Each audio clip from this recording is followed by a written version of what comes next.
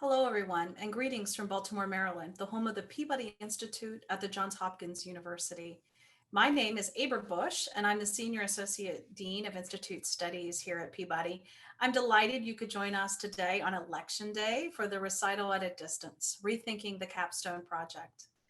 Before we get started, I'd also like to thank the Peabody staff members who are joining us today and supporting this event. Adam Scalici from Peabody's production team is in the background monitoring the webinar and working through any technical challenges. Here in Baltimore, we're having intense wind over the last couple of days, so Adam's struggling a little bit with his power. Hopefully he'll stay on through the entire event. Patrick Wallen from the Dean's Office will provide any additional support, and Christina Mancior from Launchpad, our Career Center here at Peabody, is here to help me curate your questions. A big thank you to all of them for spending the time with us today. A few quick notes before we begin.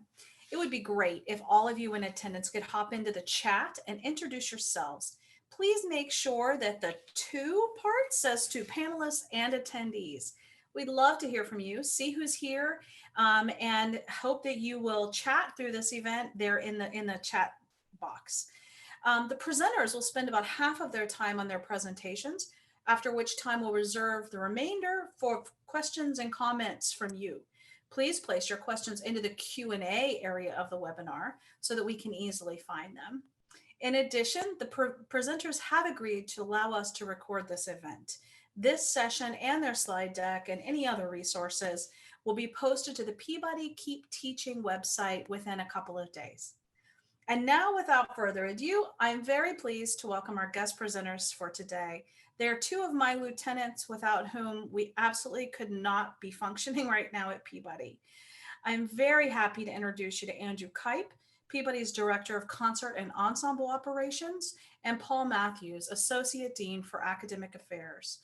I will note that their full bios are available on our Keep Teaching website, but for now, that should give you at least a brief introduction to their roles. All right, gentlemen, I will see you at the end of your PowerPoint deck. Thank you for having us, Abra. Thanks for the opportunity to talk about this important subject. So Peabody has quite a few recitals to manage every year. You can see that over the last couple of years, we've been averaging in the low 300s total recitals to hear. And as you might imagine, many of them take place in the spring. The recitals that we hear are mostly graduating students. The undergraduates have a senior recital to do, the master's students a final recital, but there are also a number of doctoral students who have many recitals to do during their period of residency. As I mentioned already, most of the recitals take place in the spring, that wonderful time when you're in the middle of your admissions process and qualifying students for graduation. Your cup runneth over with recitals to manage. And I'm sure everyone at Peabody recognizes that bulletin board that's near my office, where we typically see all the recitals posted. Fortunately, Peabody has 6 concert halls. We have 5 that we use regularly for recitals. And we have an annual process every year for students to prepare their recitals and select one of those halls and get their registrations. When news first when it became clear to us that we had to change our plans for the spring, my thoughts went quickly to the recital process and the students who needed to graduate. We had over 220 recitals already scheduled, and most of those recitals were to take place after the 23rd of March. I chose that date, not randomly, but that would have been the resumption of classes after our spring break. But over and above the recital situation, we had the issue of, over almost 600 classes and our students having 4,000 unique enrollments and getting them ready. And of course, during that chaotic time, we were worried about the health of our students, we were worried about their well-being, and we were worried about the many international students who were forced to travel. So there was much to consider. When we finally ended classes on the 13th of March, to my mind, the picture there on the right is the last instructional activity to happen at Peabody that was official, which was the last doctoral exam of the year. So when we made our plans for the spring, we made the decision to cancel all remaining recitals and to credit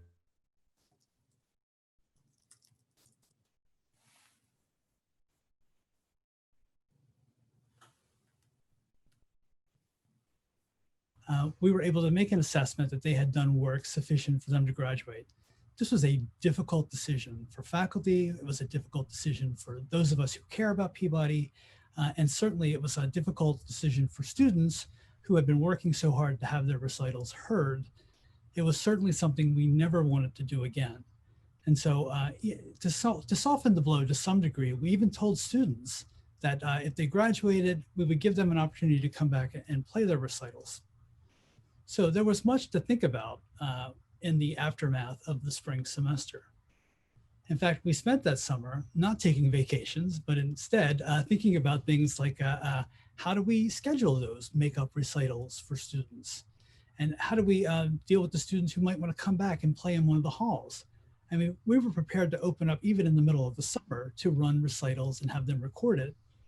And then, you know, it was still kind of a dim thought, but, you know, what if we had to continue in like format in the fall semester? Of course, that was not our plan. We had planned to be open in the fall semester or be hybrid in the fall semester. But we did want to have a plan in place in case we couldn't be open in the fall semester. As usual, our concert office went through the course requirements for students, determined how many recitals would likely be scheduled, determined scenarios for what it would look like given the number of recitals that had to happen and the timing for all of those. And eventually, we came to the conclusion that there would be basically 4 categories of students. Some students simply wanted to continue with their recital as they had planned it. But instead of doing it in one of the halls, they might want to stream the recital from wherever they were. Obviously, pianists, guitarists, they would be equipped to do this. Percussionists with some flexibility about instruments being loaned, they could do this as well. Of course, violinists, cellists, they could do the Bach suites and a number of other pieces. That was a viable option for them. The second category would be students who could stream the recitals, but might be hindered due to the fact that they were in a vastly different time zone. I mean, nobody really wanted to get up and do their final recital at 9 a.m. so faculty could hear it at a normal time or at an evening time in the United States. Then there was a category of students, many students in this category, who would like to do a recital and stream it, but they would need accompanying or other kinds of collaboration to pull off a recital. And then finally, we hoped that there'd be a category of students that would embrace an alternative, a different way of thinking about the recital, a way that would align with the kind of coursework we've been offering in recent years at Peabody. So to meet these 4 needs, or the needs of these 4 categories of students, we eventually settled on 2 different options. The first option, a virtual recital, in collaboration with our recording arts students and with everything that goes with a performance just streamed. And the second option was a capstone project, a way of rethinking the recital to do something quite different. So we divided our work between us, and now I'm going to hand things over to my colleague Andrew to talk about the virtual recital. Thank you, Paul, and thanks to everyone. I'm happy to be here to talk about this. As Paul very well laid out for us, the challenge that we entered into on and about July 31st, which was the date that Johns Hopkins determined that we would stay completely remote, was to come up with a process and a procedure to allow for what a virtual recital could be and should be in this modality. I think that we sort of by default all started thinking about on first blush, well, students could record a performance where they are and submit it for grading, and it wouldn't be ideal, but it would be a way to allow students to continue through their degree process, and that we would have met that requirement.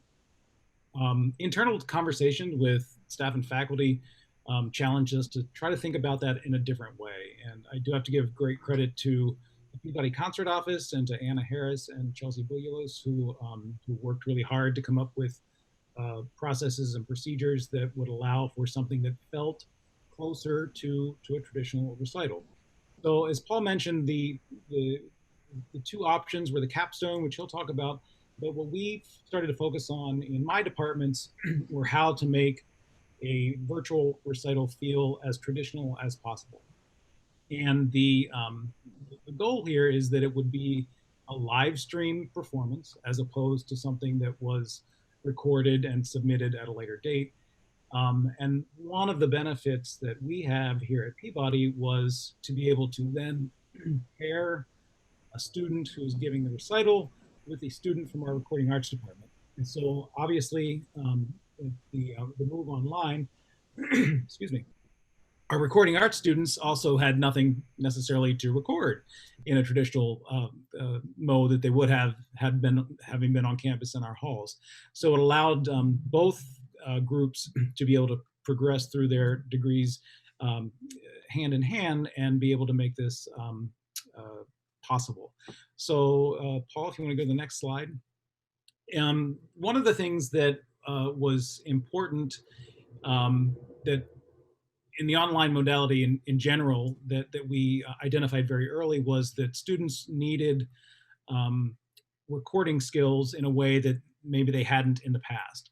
So the IT department at Peabody made suggestions for microphones and different pieces of hardware and software that students could use for virtual recordings from wherever they might be. And then we also offered up a series of tutorials through the recording arts department, sort of a basic, recording 101, here's how you set up your mic, here's how you think about balance and things like that, that nearly every student, whether they were giving a recital or not, could use. They'd be helpful in their individual lessons, it would be helpful in ensemble collaborations and whatnot. So students were coming into this virtual recital format knowing and having some basis of using some equipment on their own. The idea we ended up finalizing was hosting these recitals through Zoom. We went through a lot of machinations around whether it should be hosted on the Peabody's official channels or a YouTube site or all the different permutations that exist. Zoom seemed to be the best option for a variety of reasons. It let the students have a little more control over the environment themselves. All Peabody students have a Zoom account that was assigned to them when we moved online. And then at the initial meeting with the concert office, they walked them through any additional requirements that the student might need to consider as they moved online. So the registration process for recitals ended up being very similar. They would have to register for a recital just as if they were trying to make a reservation for a hall. They would have to submit their requirements to the concert office, who would then walk them through what this new virtual process looked like, and then would also assign them a partner in that process to go through. The recitals were listed virtually on the Peabody marketing websites and emails. People needed to register to, or still do, need to register to attend the recitals, which helped us deal with the problem of Zoom bombing, right? So rather than just throwing out an open live Zoom room to the world, participants and audiences needed to register, and that worked out pretty well. So the process of pairing students with the recording arts student, I think, ended up helping to alleviate a lot of the concerns over the technical aspect of it. And to be clear, students for the most part are working in different areas, right? So they're not necessarily in the same town or the same vicinity. The student giving the recital works remotely with the student from the recording arts department on how this whole thing goes together. They end up having a dress rehearsal, a real dress rehearsal that's a tech rehearsal, where they can go through mic placement and camera angles and lighting and all the things that would go into making a recording effective, and the sound quality and the video quality to be as high as possible. Of course, many students who are on social media these days maybe have a little more facility around this than some of us folks who are not as young, but this does give a level of support for the students, so they don't feel they're sort of out there trying to do this on their own. And again, it also then helps the recording arts student as well. So they've attended their rehearsal, and they set that up on their own. Concert office can help to schedule that if necessary, but they work that time out and do the rehearsal. And then on the recital day, the student and the technical assistant end up coming in a little before, again, going over some simple checking the inputs. As we all know, best laid plans in these online worlds sometimes work better in rehearsal than they do in reality, so they give themselves some time to do that. And then the recital happens as it would any other way if it was a live and in person. The student introduces themselves and they go out and do the recital. The recitals are recorded through the Zoom functionality as well, and then are submitted if need be for grading if faculty are not available at the time the recital happens, and also so it can be archived. Additional resources are provided to the student, whether they need a virtual background, whether they need templates for what a program style guide might look like online. Often those are available either through the chat or through a link that's provided in the chat. And then just sort of working through what to consider, right? So a lot of students, particularly those, as Paul mentioned, we think of singers who often, if not always, need an accompanist for their recitals. What are the resources that we can help them think about that? How do we help them provide virtual accompaniments per se?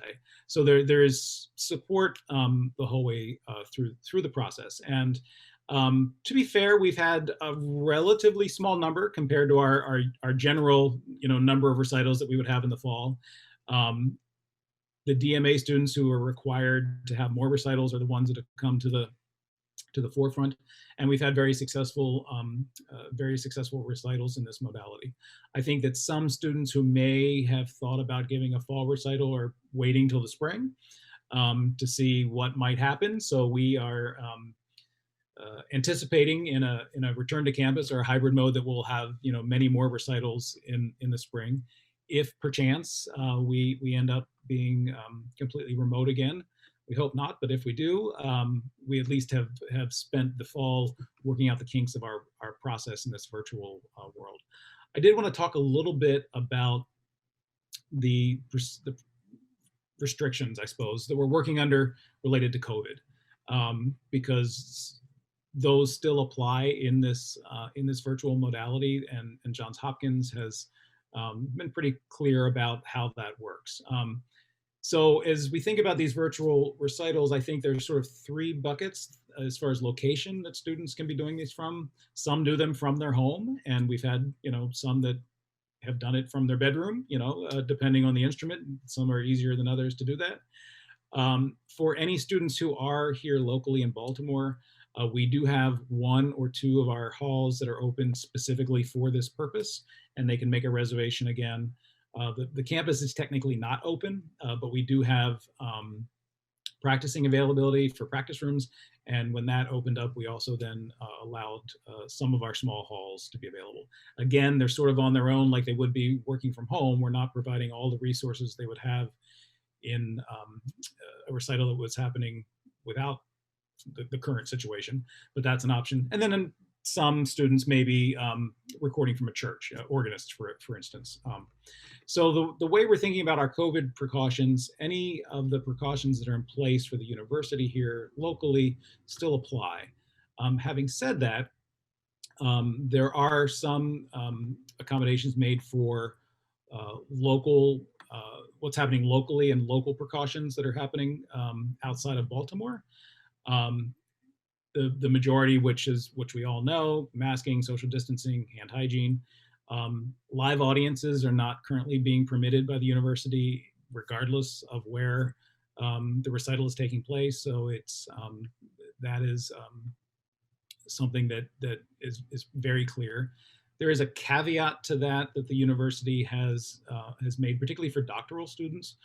We had an incident specifically where a DMA student was submitting a recital from Sofia, Bulgaria, that was part of a presented series that that he was going to be, paid for to play in. That was a clarinetist and a pianist and another woodwind instrument, I believe. That technically wouldn't have applied under our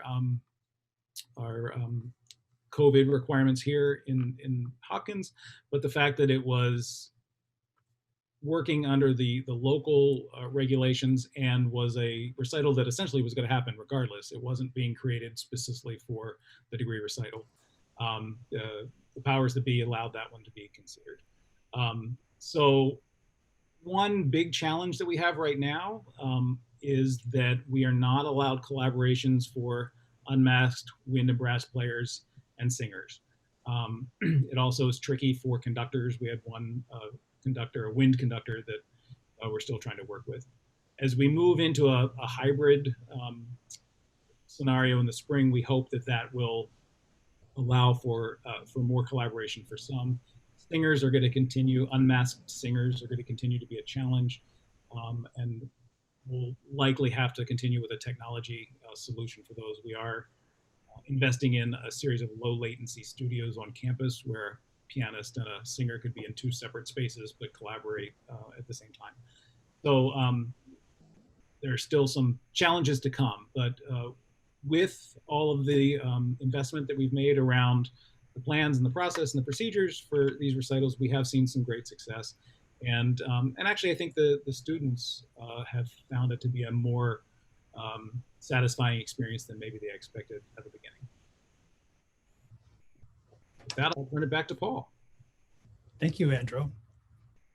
So among the many students that had recitals canceled and had to reschedule them was our sort of standing population of doctoral students who had multiple recitals to get done. So in addressing them, it occurred to me that we might look at their lecture recital guidelines and see if we could fashion a different kind of recital out of that.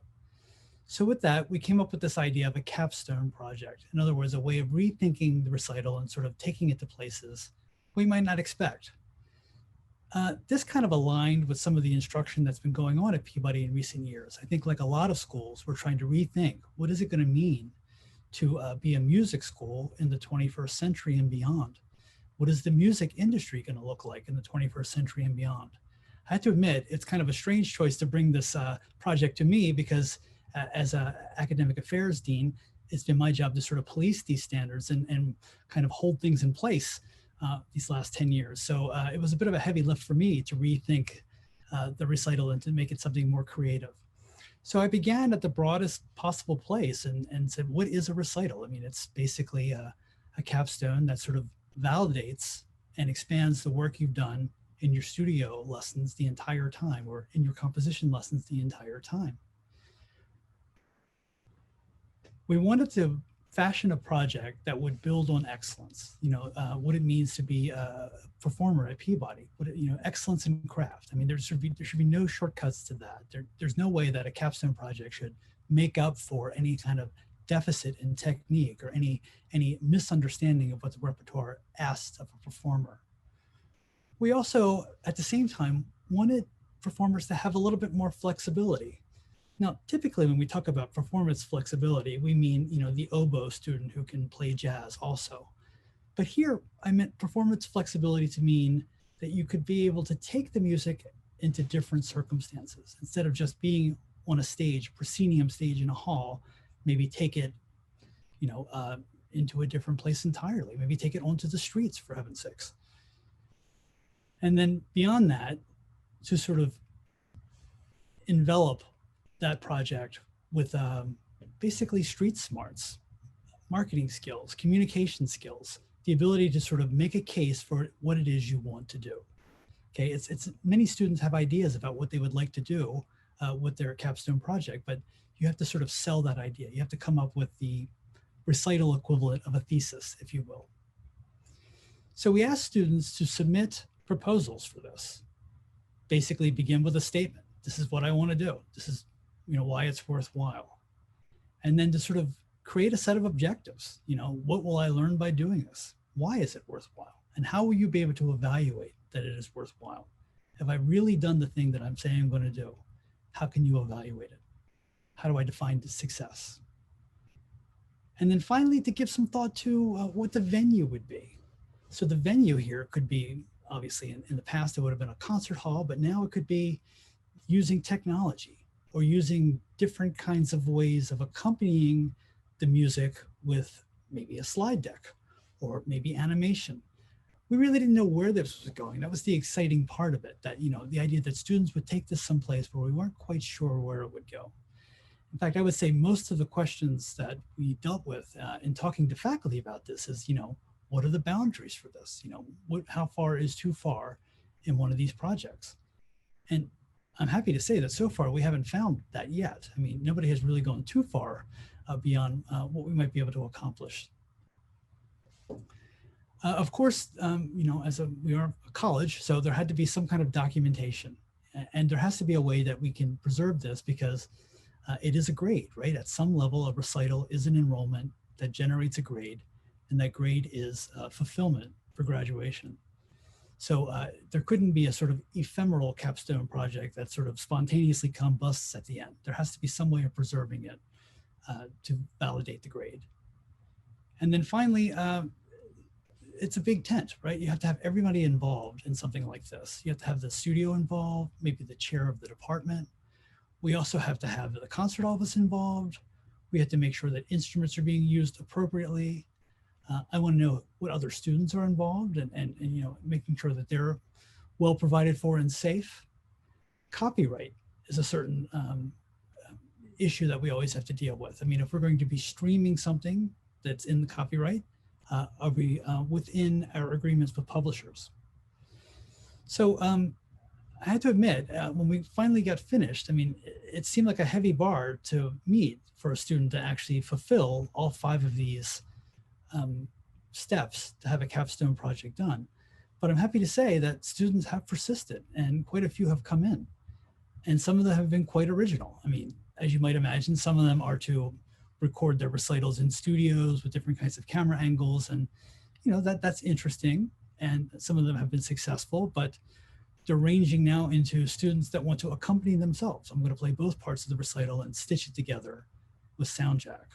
Or even more interesting, you know, I'm going to do a sort of a virtual presentation of the environment in which this music was created, and have that to some degree manifest as part of my performance of this music. So we're really just kind of stepping into the capstone project this semester. We've only had about 8 or 9 proposals because, like Andrew said, I think many students are waiting to see what's going to happen in the spring. Although, to be honest, as you've seen from our data, most students prefer to do their recitals in the spring anyhow.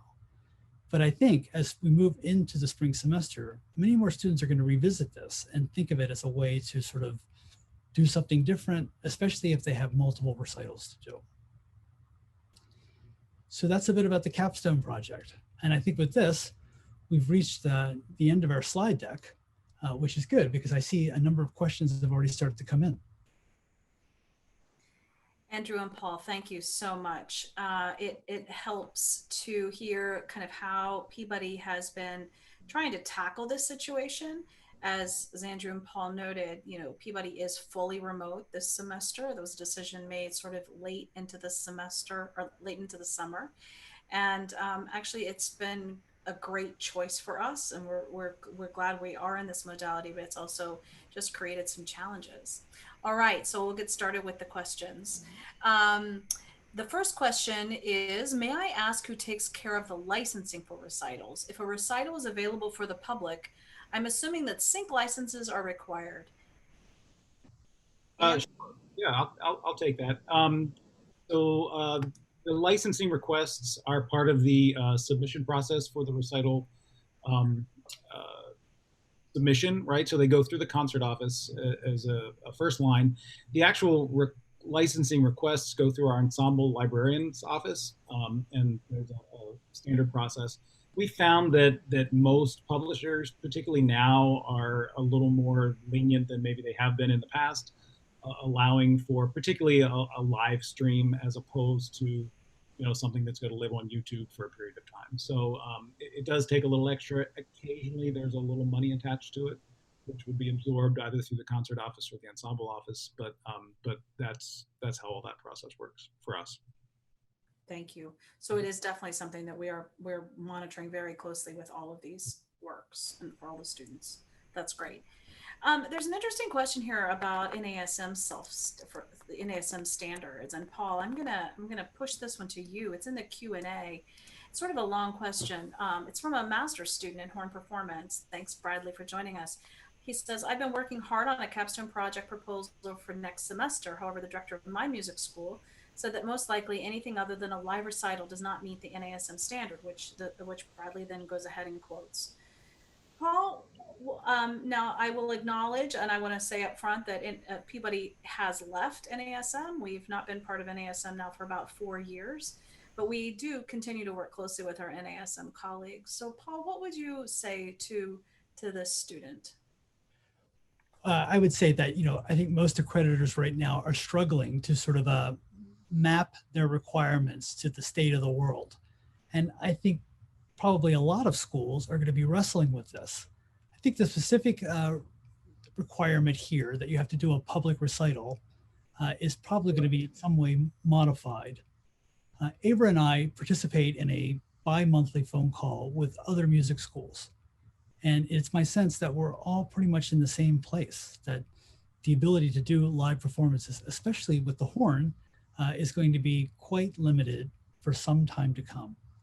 Even if we are essentially back in the spring, the ability to do live performances with the horn, with people in the hall, which is what public means, right? Not just to do it in the hall, but to do it in the hall in front of an audience, is going to be quite challenging.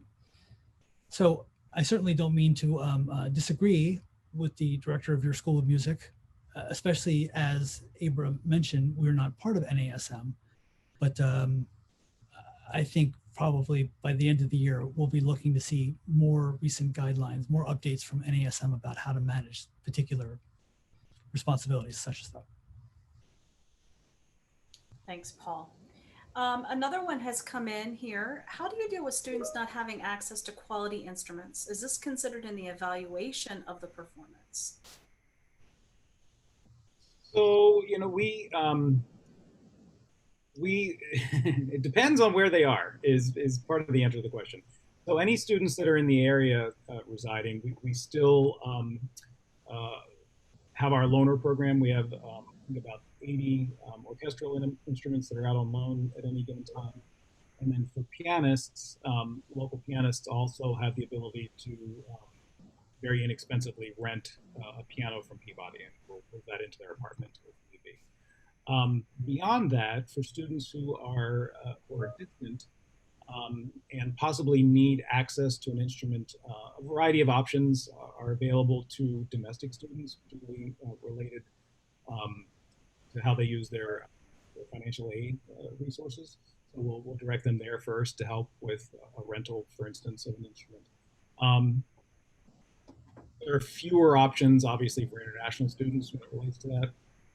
But frankly, we've had fewer concerns from international students as well. So students are a little bit on their own, but we're also working to provide resources as we can.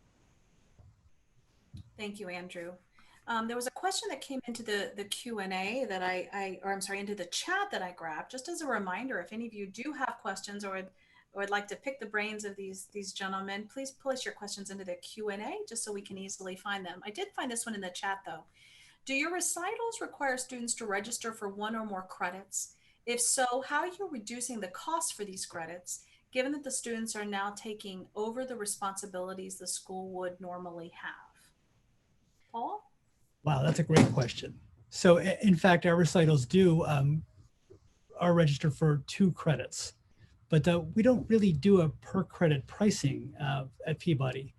Instead, usually people pay for a full-time load, and that's included in that. And if you go above the normal credits for a full-time load, we accommodate that up to a point, and then we say you can't take any more credits. So the idea of billing separately for the recital is something we don't deal with. Something we do deal with that is quite related is that students must be enrolled in lessons to do a recital. So if you're doing your recital in the fall semester, you must be in lessons during that semester. that has proved challenging for us, especially with the issue of doctoral students. So a number of doctoral students that had their recitals canceled in the spring and had to do makeup recitals this semester in the fall, we've basically just provided some flexibility and allowed them to do their recitals without being in lessons, provided faculty were involved in these decisions and had approved the repertoire and had met with the students and assured that they had some degree of a chance of success. I just don't know how to go any further with this than what I've said already, because we don't separately charge for the recital.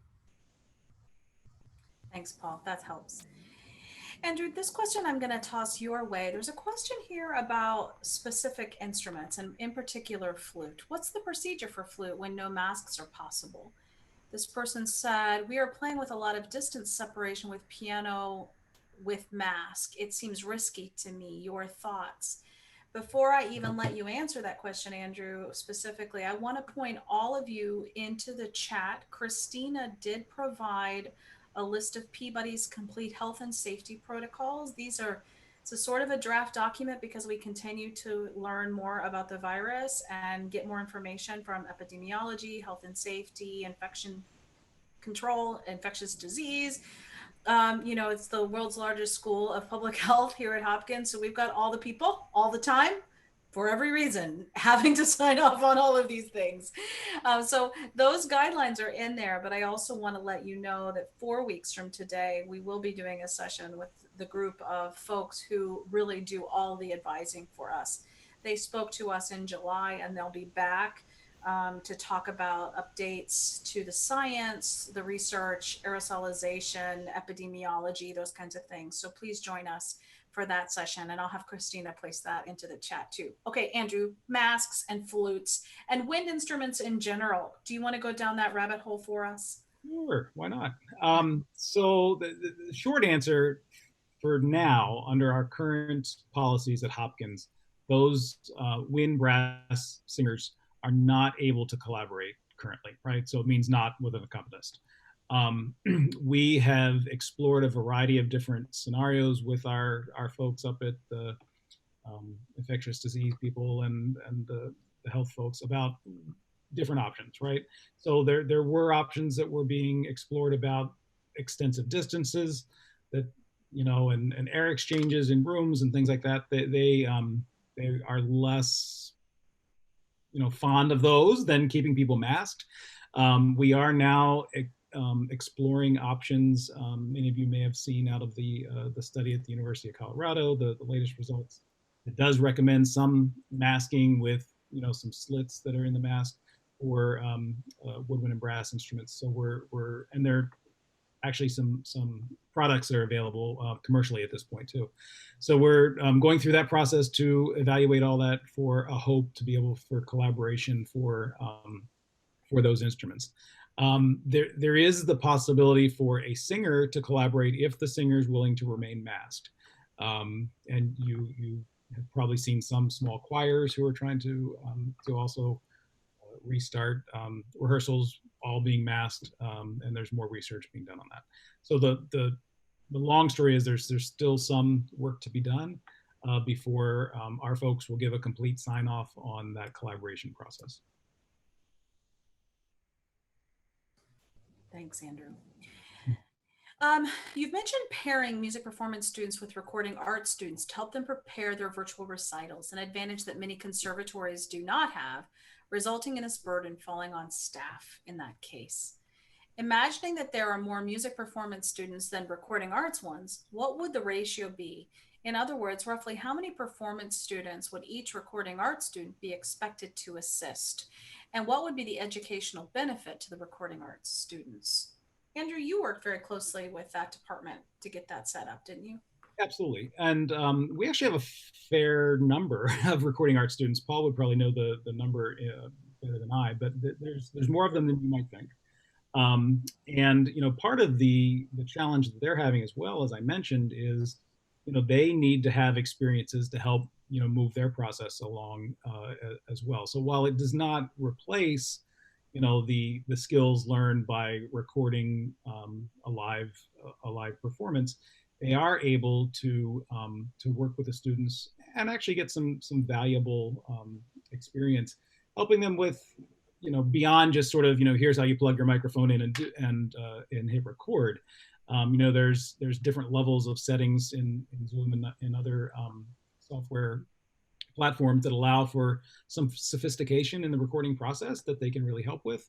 And I think that they've been extremely helpful and are getting some level of real great experience. Again, as we mentioned at the beginning, we're all working on to the assumption that this is not all going to go away come COVID vaccine. So we're helping both students on both sides, the performers and the recording students, to really build a foundation of experience that will pay off down the road. Thank you. If I could just add to that, Abra, we have about 25 undergraduate recording arts students. But the funny thing about those undergraduate recording arts students is that they're also performing majors and composition majors. Our undergraduate recording arts program is a double major, so they have to be doing one of the other things. So I guess, a very sort of a transactional answer to that question is they do this and they do a good job at this because they themselves will be doing it sometime in the immediate future. Thank you. There was an interesting question about the capstones and sort of what was being proposed. And Paul, you started to sort of talk a little bit about what some of the students have proposed. One of our guests today asked if by chance a student had proposed an impromptu street performance that could be recorded. And would we allow something like that? Do you want to talk a little bit about what the students are up to? Sure. Many of them, this was an unanticipated sort of use of this particular opportunity, but many of the students are abroad and have used it as an opportunity to do a special kind of recording. I think, some of them had the very pragmatic idea, if I have to record this recital, why don't I do a very good recording and have a document that I could then use for graduate school and what have you. So a lot of that has been negotiation with faculty about what needs to be in place for that to be a successful recording and to meet the requirement. We have had a student request a capstone project to accompany oneself.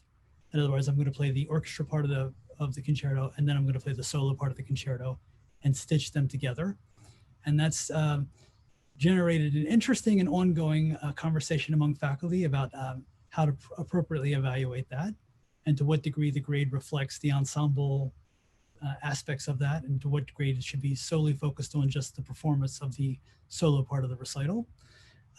We have an interesting proposal that came in, I think just today, Andrew was telling me about, where a student is trying to sort of do a whole environment in which the music was created and to present that whole environment. It sounds to me like a sort of a very high-end, very elegant pop-up video kind of thing that, during the middle of this particular piece, this environment was suggested. I look forward to students sort of embracing some of the other divisions of the university and incorporating some more high-tech aspects to it, or even our own music for new media students sort of embracing that and including things like animation. We haven't had too many proposals to perform outside of school yet. I imagine that will pick up in the spring as the weather sort of becomes warmer. Thanks. If a great number of students want or need to do a pre-recorded recital, how do you handle the difficulty of scheduling places to rehearse and record? Andrew, this one's for you. For schools that may only have 3 or 4 halls to use, and frankly, for some schools, that even would be a luxury, right? And somewhat limited recording text, this could be a problem, our guest says. Andrew, how are you all dealing with scheduling these days? So, as I mentioned, we're still technically closed, and the access to campus is fairly limited. So scheduling has not yet become as much of a challenge as it will in the spring. So we currently have 2 of our 6 halls that are open and available for recording, and just the capacity hasn't been somewhat of a challenge. It is going to be an issue in the spring as we move forward. In particular, one of the requirements that we'll have is for a certain amount of air exchanges after the use of a space, right? So one of the mitigation techniques for the virus is that the air goes through the filters, a certain amount of times for every hour that the space is used. So one of the things we've had to do is reduce the amount of time a student can be in a hall for a rehearsal. So they get only 1 hour in any space to rehearse prior to their recital. And that's scheduled in the process. It could be several days ahead or the day up. And the recital itself can only be 1 hour. And then we're going to start scheduling literally from 10 a.m. till midnight, if need be, through all of our halls to make sure we fit it all in. So we currently have 250 recitals in the scheduling system for the spring, with the rehearsal and the air exchange built in. The real pressure, quite honestly, might end up being on ensembles who also use those halls. And there could be a scenario where degree recitals getting the priority so students can graduate, and some ensembles may have to adjust their schedules. But it's going to be a challenge for all of us. Thank you. Ross Ebersol asked a question if you've got one of those virtual backgrounds. Andrew's virtual background is Griswold Hall, originally part of the old conservatory building at Peabody and originally an art museum. The art was sold to the state many years ago now, and it is one of our most beloved concert halls on campus. It's exquisitely beautiful. There was a question asked in the Q&A, are there any good masks for flute? I've not found one. I'd ask any of you that know about flute masks to maybe place that into the chat and compare a little bit. Andrew, we are starting to think about masking all of the bells on the instruments when we come back into a hybrid modality. Can you talk a little bit about what's going on with that and kind of how your office is working with faculty in order to make those decisions? Sure. I've exchanged several emails even this morning with the chair of our flute department to try to figure out the same solution. So as you mentioned, as I mentioned, there are several options that are commercially available, both for masks and for bell covers and for sort of the woodwind bags, that sort of encompass the entire instrument. So we're essentially experimenting at this point. So the spring semester starts on January 25th, so we've got very little bit of time to come up with some solutions to be able to move this forward. But we've ordered a number of different products. Faculty are testing them. We're also looking at our own designs. So the costume shop at Baltimore Center Stage Theater around the corner from us is not making a lot of costumes right now and are great colleagues. So we've also been in touch with them about possibly designing some of our own covers and experimental things. So we're not sure yet. And I think, again, some of the things that are being produced commercially are not necessarily going to work. So we may end up with our own at the end. And we'd be happy to share that at some point in the future as well, I'm sure. But that's a big process that our ensemble office is working on now over the next several weeks. Thanks, Andrew. There was a question here about singer masks as well. It's the same kind of story. We've purchased a number of samples. Our faculty are looking at them. Infectious disease advised that there wasn't a great deal of advantage or disadvantage in terms of aerosolization between the different masks, and they just suggested we go with what was the most comfortable for the singers. So again, we're taking a good look at those as well and planning to be back on site in January. We are spacing singers further apart than instrumentalists. So a masked singer under our regulations is 12 feet distance between every person. Thanks, Andrew. Have there been any students who have proposed creating a lecture recital in the style of a YouTube video essay?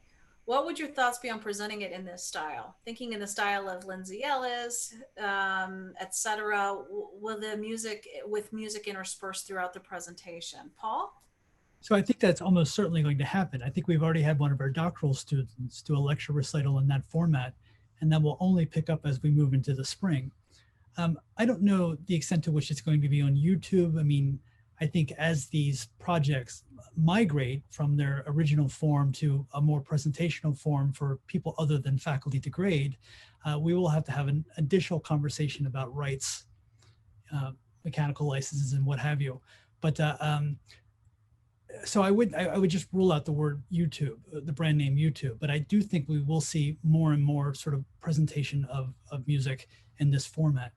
With all of these things, whether somebody's doing a project on the street or doing it in this format, faculty, we have to be involved from the beginning. They have to be comfortable with this. They have to recognize that there's a way for them to evaluate the things that they have been teaching a student for 4 years.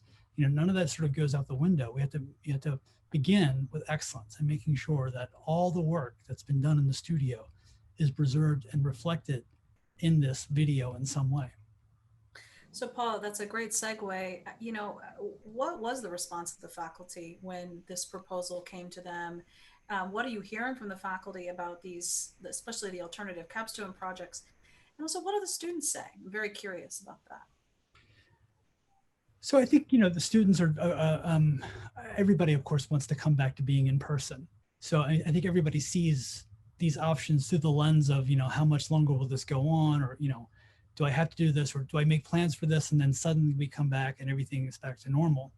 So I think that colors expectations and evaluation of these processes in some way. Faculty were a little concerned, you know, particularly in some areas, particularly faculty that had students that could do a virtual recital. They were concerned that it would steal focus from the presentation of the music. They were concerned about a lot of the things that I'm sure people were concerned about at Bradley School with the recital. You know, is this in some way going to detract from what students will think of our graduates when they're done? That, you know, you didn't do a complete, fully performed recital, but you only played some time and you also spoke. I mean, does that in some way tarnish the brand? So, I mean, this is why I've said repeatedly today, and will continue to say repeatedly, this begins with being able to do a recital in the way that was expected of you when you were admitted, and, you know, have demonstrated all along through your juries, through your performance and ensembles, we know that you can play this music very well. And then we take that and we expand it in some way. I think faculty have become more comfortable with it over time, and I think they will, when they see some of these that turn out to be really quite engaging, I think they'll be more comfortable with it. And I think that's also true for students. I mean, students are sort of wary of taking on more work. Now I've got to play my recital and do all this other stuff too. So we're cautious about that, but some students are just naturally eager to sort of go beyond what is required of them, go beyond just playing the music, and want to tell you more about it. So in this space, if the two of you could project out, let's say 2 years from now, hopefully we're out of the COVID times, as I call them. We're out of COVID times. We're back in the building. Everything is back to sort of post-COVID normal. What parts of this do you think we might keep? What parts of it do you think will continue to function after we're back?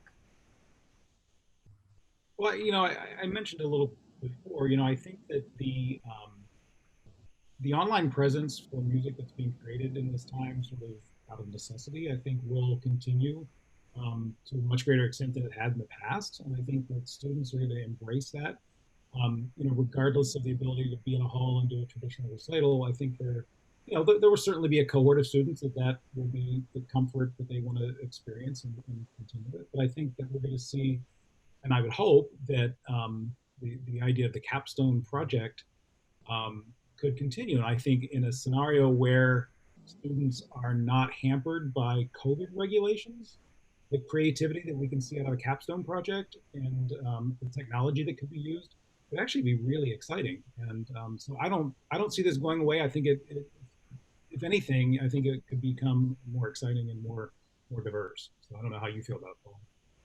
Yeah, I remind you, Andrew, about a year ago, you and I met in my office about the possibility of letting students do recitals off campus. We did. That was a big deal. I took a dim view of it. I was like, I don't know. I mean, how do we know it's actually them if it's not videoed in some way? I mean, that just seems like that was a different lifetime. Yeah. So we've already expanded in ways that we can't even process yet. I think the idea of going back to the way things were before is it's just not going to happen. Things are definitely going to be different. We're going to be different having gone through this. I think that's right. I think it's I'm excited to see what the students are doing. I'm excited to see the use of technologies that we know about now and that we don't know about now, that we may know about in the future. The comments around, the integration of virtual reality or augmented reality, video games, cartoons, I think is so exciting to think about for the future. And really just thinking of this as sort of an enhancement and a more creative approach than the traditional proscenium recital. I think is going to be really interesting to watch. Really, they're the ones that are the most. Our students are the ones who are the most creative among us, I think, and so to give them the flexibility to rethink this really old form of our craft is exciting. Any last words, Andrew and Paul? I don't think so. It's been fun. Thank you. Good, thanks. So we're basically out of time. Before I sign off, I want to thank these two gentlemen. They work very long hours. They work diligently on behalf of the students at Peabody and the staff. And Peabody would not have been able to migrate to a remote format, let alone stay in it, without the work of these two guys. So thank you both so very much for this conversation today and all the other conversations in which you're involved.